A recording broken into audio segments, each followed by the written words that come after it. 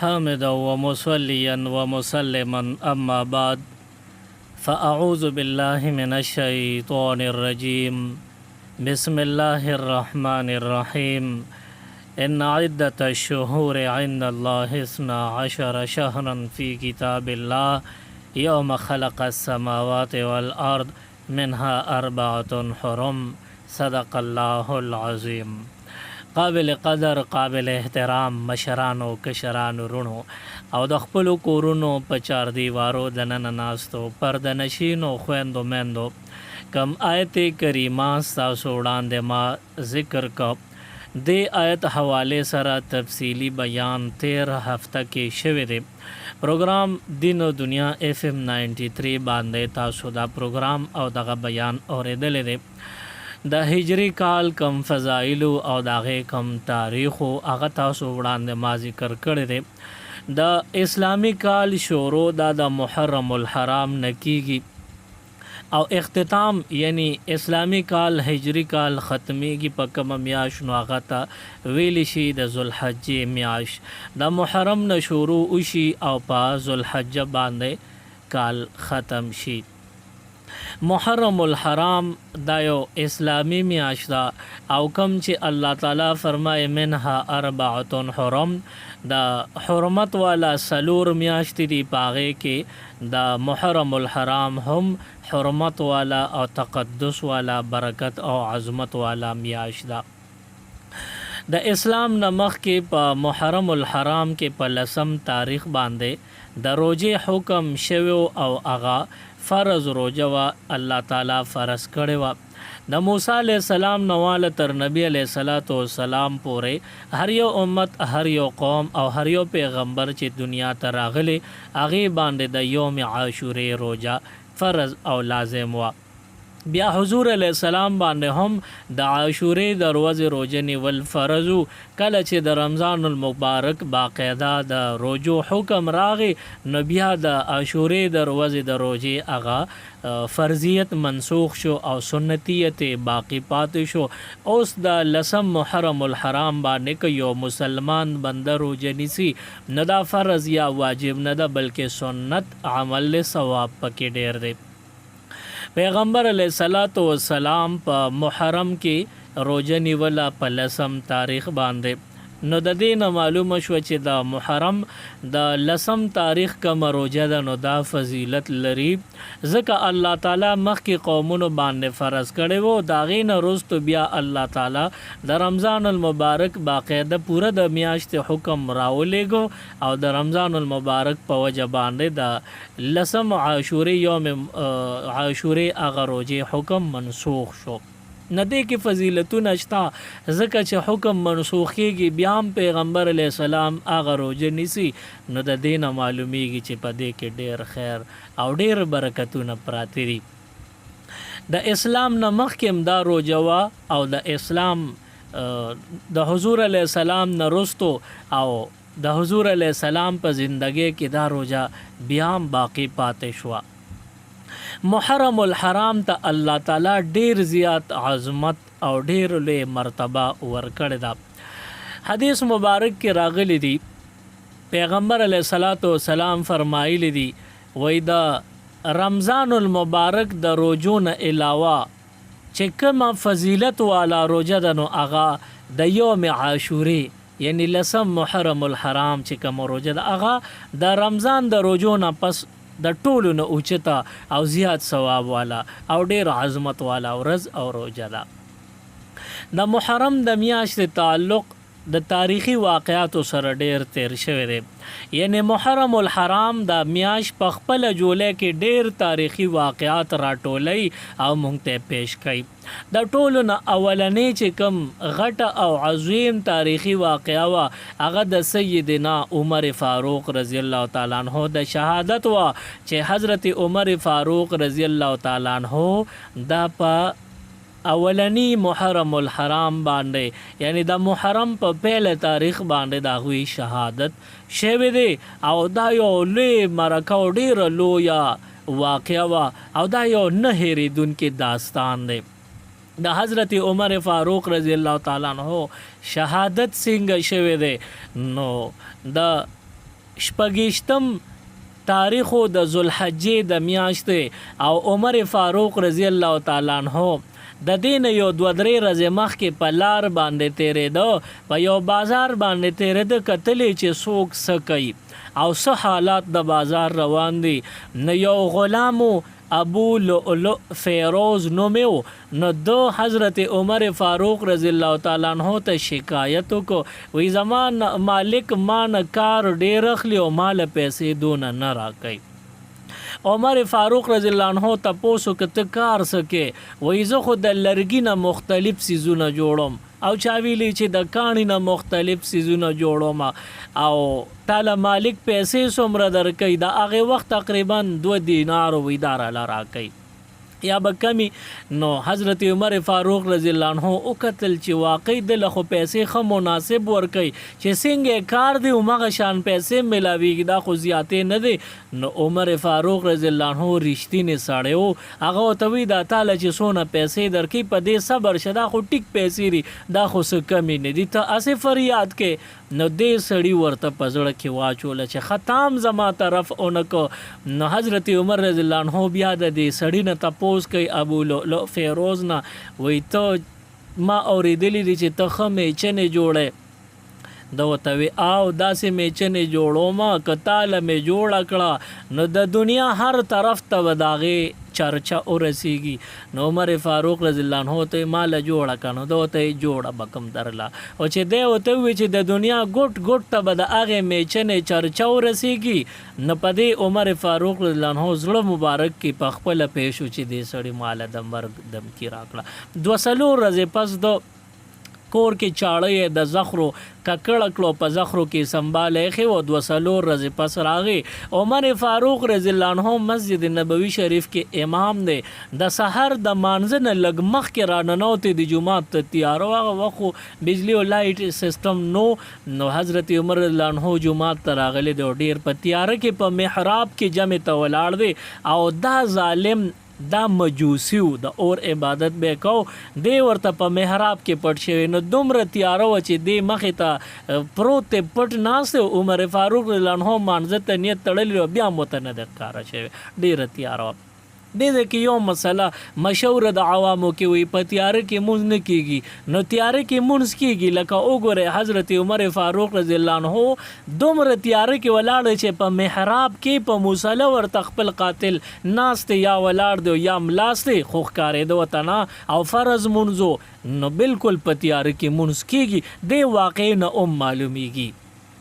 بیا حضرت عمر رضی الله عنه چې کله قرائت شروع کړي دي د رکعت په نیمه کې دغه قاتل راغلی، دغه په زخرو ککړه چاړو هغه یې د سپوغوس کې ورټومبلې ده او پورې را پورې ته وتې ده. عمر فاروق رضی الله عنه دغه وخت د چړې د زخرو چاړو پاغي باندې ولګید او د دین بیا یو 4-5 ورځې بیماری کړې ده، ځکه چې په 26 ذوالحجه باندې حضرت عمر فاروق رضی الله عنه باندې قاتلانه حمله وشو او بیا 3 ورځې پس بیا نوی کال محرم میاشت راښکاره شو او ډومبه ورځو د ماسپخین په ټیم کې ماسپخین مونږ نه مخکې سیدنا عمر فاروق رضی الله تعالی عنه دا شهید شو او وفات شو.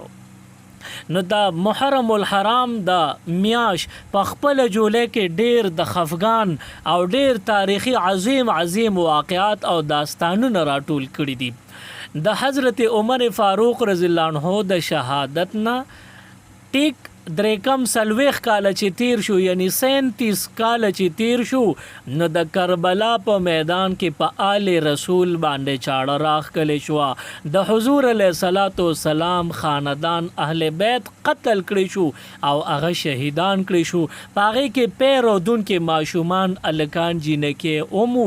او دغه د حضور علیه السلام خاندان سره دغه ظلم او زیاتې شوی دی.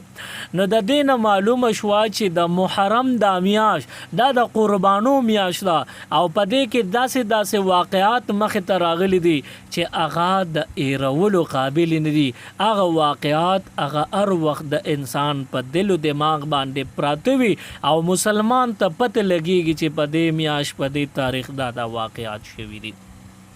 د محرم په اولنی تاریخ باندې سیدنا عمر فاروق رضی الله تعالی عنہ شهادت شو او د محرم په لسم تاریخ کې ته چې یوم عاشوره ویل شي نو په یوم عاشوره باندې د آل رسول په مړی باندې چاړه راغلی شوی د اهل بیت شهیدان شوی او قتل کړي شوی دي. نو د محرم په دې لمن کې ډیر د خفګان واقعات پراته دي خو د دې نه دا سبق نه دی چې ګنې دا د غم میاشت ده. محرم میاشت د تکلیفونو نه د ازادۍ میاشت ده. سیدنا عمر فاروق رضی الله تعالی عنہ ځان له شهادت غوښتو نو په یک محرم الحرام ورته شهادت ملو شو. دا د آرزو د خواهش او د تمنا د پوره دو میاشت دا ٹھیک دا د عمر فاروق رضی الله عنه شهادت باندې مونږ ټول مسلمانان غمجن غمزدا او تکلیف کې یو او مونږ په دې باندې خفه یو. خدا دا چې دا خود د حضرت عمر فاروق رضی الله عنه خواهش او آرزو او تمنا وا. پیغمبر علیه الصلاۃ والسلام نا چا تپوس کړه استاد د خاندان په باره کې کم چې شهیدان شوی دي داغوی په باره کې نو حضور علیه السلام وته فرمایلو چې د دې مرګ دا په خپل نوي د دې مرګ به د شهادت اوس هغه شهادت کله کېږي د محرم په لسم تاریخ باندې کېږي. نو دا خو د حضور علیه السلام د فرمان د صداقت او د رښتینې ښکارا کېدو یو میاشت په دې کې د حضور علیه السلام فرمان صادق او رښتینې ښکارا شوی دی. نو دا د غم او د خفګان میاشت نه ټیک د چې په خپل جولای کې محرم ډیر د خفګان واقعات راټول کړي دي خو دې سره د خوشاله خبره شته او په کار دار چې مسلمان درې ورځې غم په غم باندې وکي او دا غین رستو بیا ځان له پام غلط کی سوچ او فکر بل طرف ته واړي نو ځان له خوشاله خبره به مخ ته راوړي خپل سوچ به بدله نه واځي د غم خبرې نه دي دې کې ډېر د خوشاله خبره مراغلي دي دې کې د غمونو نه نجات پروت ته ځان له دعا او غواړه غم به خدای پاک ختم کی نجات بدر لدر کی. دا رمبنه چې الله تعالی اسمان او زمکه پیدا کړل داغه نه رستو الله تعالی د رحمت باران را ورول غستل چې رحمت باران را اوریږي نو دا الله تعالی لسم محرم الحرام باندې باران رحمت د اسمانونو د طرف نه زمکو باندې راورولې دي. باران رحمت دا زمکه ته په لسم محرم الحرام باندې راورې دا ډومبې زلو د دې نه بعد بیا هر کله چې باران کیږي نو هغه الله تعالی کوي خړومبې باران د پاره الله تعالی د لسم تاریخ د محرم د دې انتخاب وکړ. بعض نور تاریخی واقعات تی چې هغه د خوشاله سره تعلق ساتي د هغه انتخاب الله تعالی د لسم محرم الحرام سره کړي یعنی هغه منتخب کړي ورځ دا چې په یوم عاشوره باندې به دغه تاریخی د خوشاله کار کیږي. کله چې زمکه اسمانونه پیدا شو د دین رستو الله تعالی اراده وکړه چې زه په دې زمکه کې خپل خلیفہ سیدنا آدم علیه السلام پیدا کما نو الله تعالی انتخاب وکړ د کمر وځي د یوم عاشوره یعنی د لسم محرم الحرام انتخاب وکړ آدم علیه السلام په دې تاریخ باندې پیدا کړ. په یوم عاشوره باندې آدم علیه السلام پیدا شو بیا پکې روح ورواچول شو او الله تعالی ورته جنتونه خودل غوستل نو الله تعالی چې آدم علیه السلام جنت ته بوزي او اته واړه جنتونه پی ګوري او دغه ځای کې خوشحالي نه د اغه د پارم الله تعالی د لسم محرم الحرام د تاریخ انتخاب وک آدم علیه السلام الله تعالی جنت ته په لسم عاشوره یوم عاشوره باندې بوتل دي.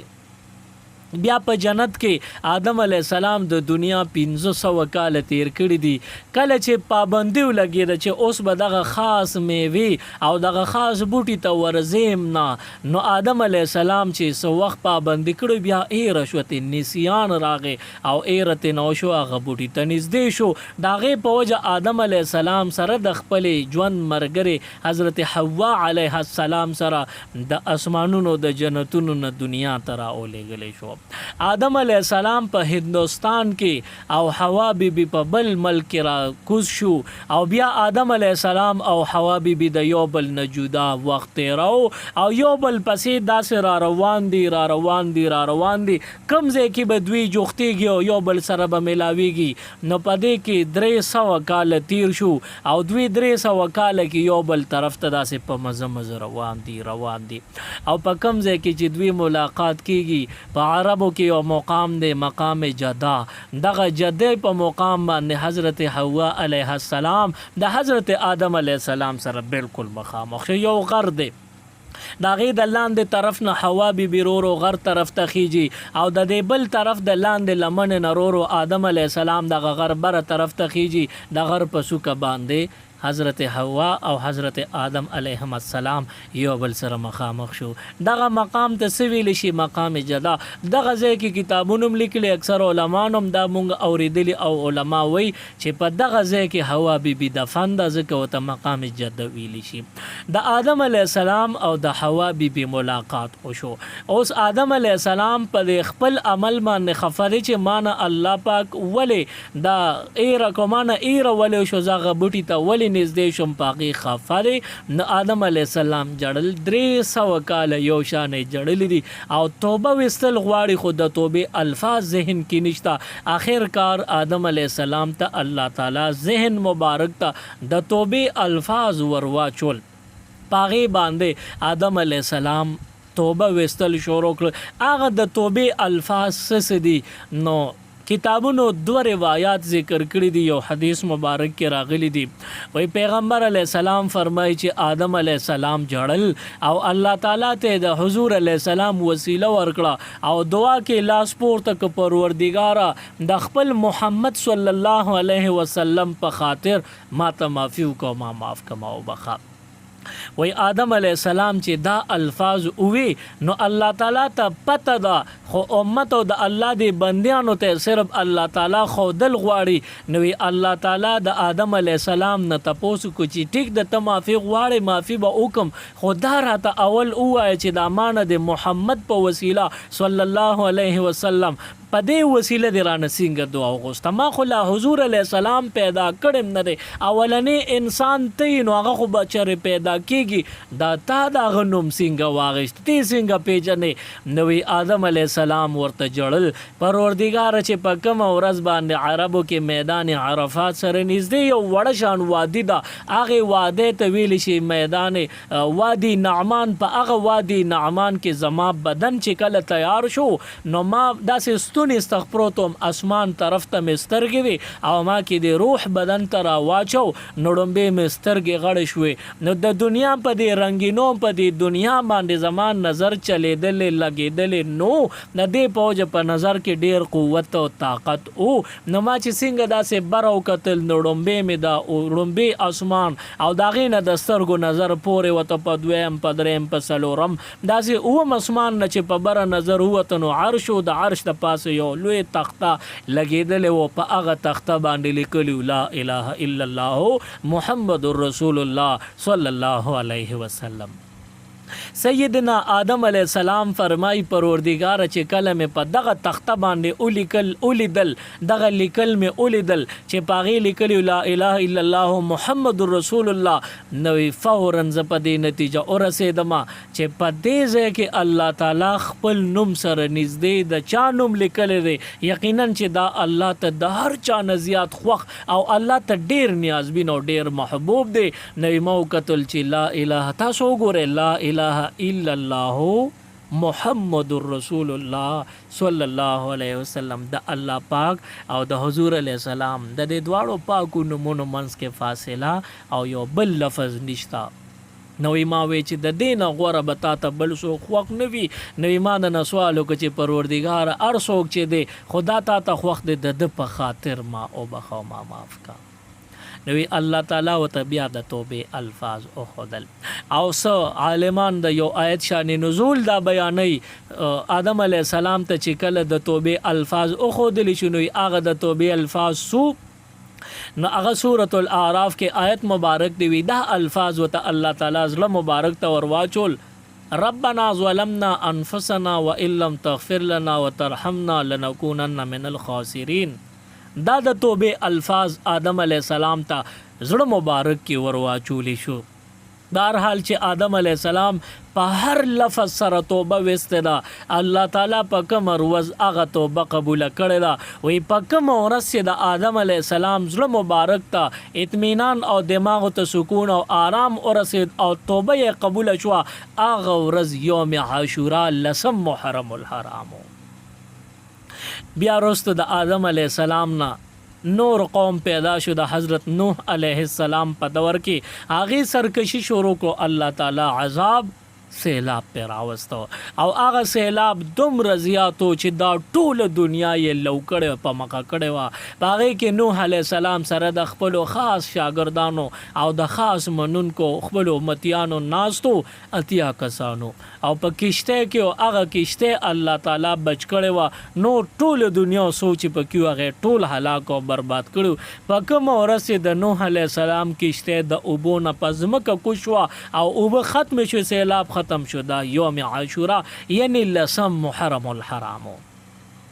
بیا را دین وروستو د نورو پیغمبرانو واقعات او حالات مخې ته راغلل. د حضرت یونس علیه السلام تکلیف ډیر زیاتو، د مئی ګیډه کې پروتو او په هغې کې بدن مبارک کچه شو، تکلیف ورته شروع شو. نو فوراً آواز کړ د خپل الله رب العالمین ته او په کومو الفاظو الله تعالی را بللی دی، لا اله الا انت سبحانک انی کنت من الظالمین. په دې الفاظو باندې حضرت یونس علیه السلام الله تعالی را اوبل د مئی په ګیډه کې د کب په خېټه کې او دې الفاظو سره الله تعالی را اوبل.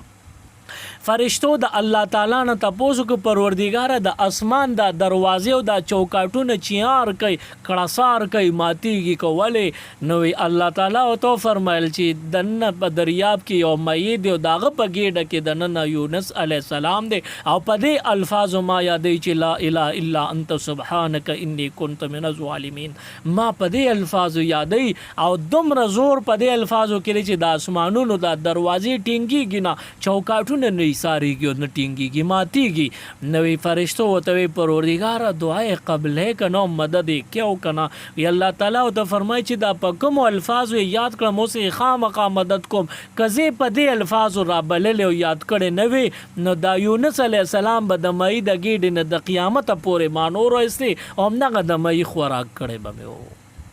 په کوم ورځ باندې چې بیا الله تعالی مدد وکړو، حضرت یونس علیه السلام د کب د ګیډې نه راوویست او یونس علیه السلام ته راحت او خوشحالي میلاو شوه. دقه ورځ یوم عاشورا یعنی لسم محرم الحرامو. د یعقوب علیه السلام دول زامنو په هغې کې لسو زامنو ډېر لوی ظلم او زیاتې وکړه. حضرت یوسف علیه السلام ورکوټې رورې د اوو اتو کالو دی بوتو د کنعان په یو شاړ کوی کې دی وروغورځو. د بابا توجه صرف دی یو الګ ته د موږ ته توجه نی نو د حسد د وجې نه خپل ورکوټې نیازبینو ښکلي ماشوم رورو هغې په یو شاړ کوی کې ورواچو. یوسف علیه السلام په دغه وخت کې ډیر په تکلیف کې دی، ډیر په اذیت او ډیر کرب کې دی او دغه وخت کې الله تعالی قافلې والا را لیکلی دی او قافلې والا ته په زړه کې واچولی شو چې دی شاړ کوی له ورشه دی نو اوبه وباسئ. قافلې والا چې کله اوبه راویستې نو یوسف علیه السلام له جبرائیل علیه السلام راغلی چې دی ډولچې پسې اونخلو بار به وځي. نو یوسف علیه السلام د کوی نه نجات میلو شو، د تور تم تیارونو د تکلیف نه چې نجات میلو شو. نو حضرت یوسف علیه السلام په کوم ورځ روت دا یوم عاشورا یعنی لسم محرم الحرامو. یوسف علیه السلام ته د تکلیف نه نجات ملو شو او د عام زندگی نه زیات خوشحالی ورته ملو شو، نه نورو خلکو د خوشحالو نه زیات خوشحالی دا لسم محرم الحرام یوم عاشورا وا. موسی علیه السلام د فرعون او دغه د لښکر نه ډیر تنګو او موسی علیه السلام سره د بنی اسرائیل ډیر تکلیفونه تیرول، په ځان یې ډیر سخت او مشقتونه برداشت کول. فرعون دغه د مظالمو نه حضرت موسی علیه السلام تنګو. اخر کې الله تعالی موسی علیه السلام او بنی اسرائیل ته نجات ورکو. فرعون سره د لښکره په دریاب باندې غرق شو، تباه او برباد شو او د دریاب په چپو کې الله تعالی الله موسی علیه السلام له سره د قوم لار ورکړله نو موسی علیه السلام ډیر خوشاله شو په یوم عاشورا باندې فرعون غرق شو او موسی علیه السلام سره د خپل قوم نجات اوموندو نو په دغه ورځ یوم عاشورا لسم محرم الحرام په دې باندې موسی علیه السلام خوشاله الله تعالی او ته حکم کو د ډیر خوشاله اظهار کې نو تم او قوم ته موای چې روزه ونیسي نو په لسم محرم الحرام موسی علیه السلام سره د قومه یوم عاشورا باندې روزه ونیوه نو دا ټول واقعات دا د محرم د لسم تاریخ سره تعلق لري نو دا مونږ چې کم لسم محرم الحرام باندې خپل خوشاله کو او مونږ د الله تعالی ذکر کو الله تعالی یادو نه دا عام روز د نورو روزو پشان نه دا په کال کې چې کم مبارک ورځ یوم عاشورا د دون مبارک بل ورځ نشي کېده د دینه معلومه شو چې یوم عاشورا لسم محرم الحرام دا ډیر مبارک ورځ ده په دې کې الله تعالی نه او غواړه هر مراد لپاره کوي الله تعالی نه او غواړه هر مصیبت نه در خلاصي او نجات در کوي الله تعالی نه او غواړه هر ضرورت در لپاره کوي چې تسم غواړي الله تعالی در کوي نه یوم عاشورا محرم الحرام لسم تاریخ دا نن د اتوار ورځ ده په دې کې الله تعالی یاد کا نفل او کا عبادتونو کا او په دې کې د الله تعالی نه او غواړه د امت د پاره خیر خواخي او د امت د پاره خیر او برکت او غواړه او د خپل اهل اسلام مردگانانو د پاره مغفرت او غواړه د خپل ضرورتو د پاره د پوره کېدو سوال د الله تعالی نو کا خپل خواهشات د پوره کېدو شرعي خواهشات پوره کېدو د پاره الله تعالی ته جوړه خورک هر یو مراد تعالی الله تعالی بیا پورا کوي نن محرم الحرام لسم تاریخ او یوم عاشورا ده 6 جولائی 2025 ته او 10 محرم الحرام 1447 هجری کال ده په دې باندې حضور علیہ الصلوۃ والسلام فرمایلی کچا په د روزي وسو او روزه اونیوا الله تعالی بدل د تیر شي ټول کال واړو ټول ګناهونه معاف کړي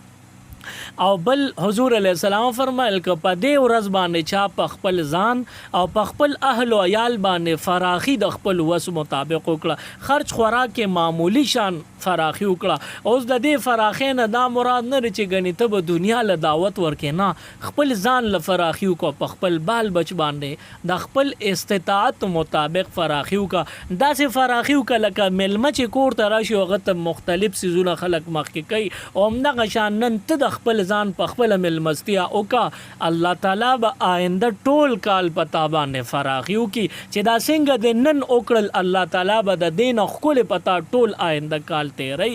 نن ځان باندې فراخیو کې کچا د ماسپخین په ټیم کې کړي چا د سار ناشته په ټیم کې څوک د مازیګر چایو او څوک ماخام روزماتي ټیم کې نور پرې وته ټیم کې پزان فراخیو کې په خپل اهل اسلام خپل خوچا گاونډیانو باندې کې خپل اولاد باندې او کې یقینو چې دومره فراخي به تامان الله ټول کال کوي نو موږ بسونه تاوان کوو دا یو بهترین سودا د الله تعالی سره کوم د 1000 روپو د خپل ځان ملمستیا وکړه نو نن د او غټل او نن د او لګولې را روان ټول کال به الله تعالی د دغه نزيات پتا مفتو کې فراخي کوي او بیسیاره خوراکونه بدرګي نو دا خو ډیره اسانه سودا ده د یویر وځي غټل او ټول کال به خوري او مفتو کې به خوري نو پزان فراخي وکي او پدې کې خیراتونه دیګونه باندې کول الواغانه په خول او شربتونو سبیلونه لګول دا په اسلام کې نشتا او نه اسلام د دې خبرو حکم ورکړی دی اسلام چې سویل دی هغه صرف دومره دی چې پزان او په خپل بچو باندې فراخي او کزیاتی د اسلام نه وي چې ته بچم گاوند ل دعوت ورکې او ته بدیګونه باندې کې او شربت او سبیلونه بلګي دا دروغ دی پدې کې د اسلام اس داسې اشاره نشتا البته دومره رتوم چې ځان له کوم فراخي وکړه نو کله کله مونږ باندې هغه سيزونه زیات شي نو چې هغه زیاتی ته غورځي نو نه ګناه ده د رزق توهین مکه غورځوه ما بلکې گاوند له ورکا خو کې دی رور دی خور دا یا داسې نور څوک رشتہ دار دی یا اسی گاونډیان دي او دا فراخي په گاوند باندې چې کې دا به تعالی فائدہ درکې او دا د نن ورځې سره تعلق غوړې نه ساتي بلکې حدیث مبارک کې راغلی دی غالبا چې په مشکات شریف کې دا حدیث مبارک تیر شوی دی. حضور علیه الصلاۃ والسلام فرمایي کله چې تاسو سالن پخوي اے د امت زنانو او یا نارینه چې سالن پخوي نو هغه ټولو ته د حضور پیغام دی تاسو چې کلم سالن پخوي نو په هغه ورځ په سالن چې کله پخېږي په هغه سات ورته یو سمسه یا یو پیاله او بزیات په دینیت ورواچوا چې دا به زه گاوند ته خوروا کم از کم لګم یو پلیټ سالن به لګم نو که کمیږي نو یو ګلاس یا یو پیاله یا یو سمسه اوبه دې ورچولې خوروا دې زیاته کړې ده که سالن نه وي صرف دغه خوروا خو به ګاوند کې ورولېږم نو د صدقې بهترین انداز دغه دی. نو تاسو نن یوازې نه ټول کال دا روټین ځان له جوړ کې چې کلم څه پخوي نو یو سمسه یا یو کپ او یو پیاله اوبه پکې زیاتې په دې نیت ورچوي چې دا به زه ګاونډي کره لېږم نو دا یو بهترین خیرات او بهترین صدقه ده الله پاک به درنه قبلی اجرونه ثوابونه بدر کوي.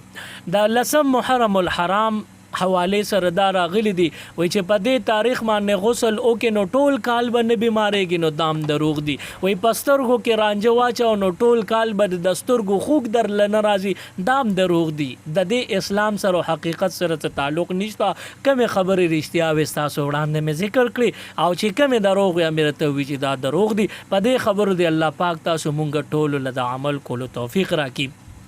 او الله پاک دې زمونږ هر مراد زمونږ جولې کې راواچي زمونږ په حق کې دې الله پاک د هر چا زړونه مهربان کی د هر چا زړونه دې الله تعالی نرم کی او د هر چا په زړونو کې زمونږ په حق کې الله تعالی د خیر او د خوشحالو فیصله راوستل کی. الہ العالمین زمونږ ګناه خطا مونږ ته معاف کی. پروردگار مونږ ډیر ګناهګار خطا کاریو خو پروردگار استا د رحمت صادر ډیر فراخه دې په مونږ هغه د رحمت صادر راخور کا او زمونږ ګناهونه خطاګانې مونږ معاف کا زمون خیر او برکتونه نصیب کا. د لسم محرم چې کم برکت ته د یوم عاشورې کم اثرات تی خپل هغه ټول زمون په زندګو کې راوستل کا. یا الله زمون زړونه مطمئن کا زمون زړونه خوشاله کا زمون د دماغونو پریشانه او ټینشن دغه تکلیفونه لری کا. الہ العالمین زمونږه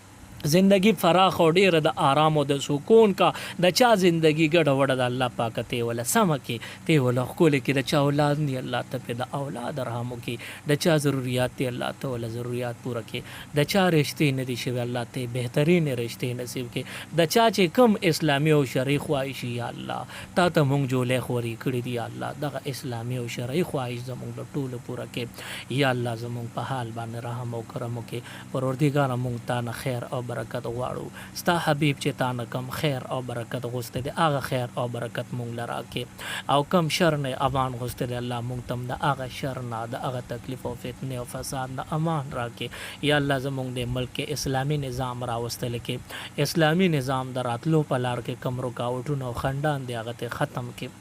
یا الله په نور اسلامی دنیا کې اسلامی نظام راوستل کې په دې تمام دنیا کې څومره مسلمانان په تکلیف کې دی هغه تکلیفونه ختم کې. څومره مسلمانان قیدیان دی الله پاک با عزت طریقې سره رهایی نصیب کې. د دعا چل الله ناراضي الله پاک تا نه به مونږ څنګه سوال کو ته زمونږ په زړونو باندې خبردار علیم بذات الصدور ذات دی. الہ العالمین زمونږ په زړونو کې او په سینو کې رازونه پراته دي. بعضی رازونه بداسي چې څوک به هم چاته ښکارا کول غواړي صرف هغه بستا او د بنده ترمنځ راځي. الله د هغه رازونو حواله سره مونږ ته د مات کچولونه خوار کړی دي خپل جولیم درته خوري کړی دي. الله زمونږ هغه شرعي خواهشات هغه ضرورت پوره کړه. چارانه دعا غوسته د الله ته ول خیر ورکي او چې چا دعا نه غوسته غیلم خیر ورکي. الہ العالمین سوک بیمارانی شفاء کامله عاجله د نیک عمل لپاره نصیب کې او سوک وفات شوی اهل اسلام مردگانان پروردگار ټول او بخې د ټول قبرونو ګل گلزار او د جنت باغچی وګرځي. والد محترم میں په دعا کې یاد کې الله پاک قبر باندې خصوصي انوار او رحمتونه نازل کې ہمارا پلار قبر د جنت باغچی وګرځي او د ټول اهل اسلام مردگانانو قبرونو کې انوار داخل کې اخر وخت کې بجبدا کلمه راوستل کې چې لا اله الا الله محمد رسول الله صلی الله علیه وسلم.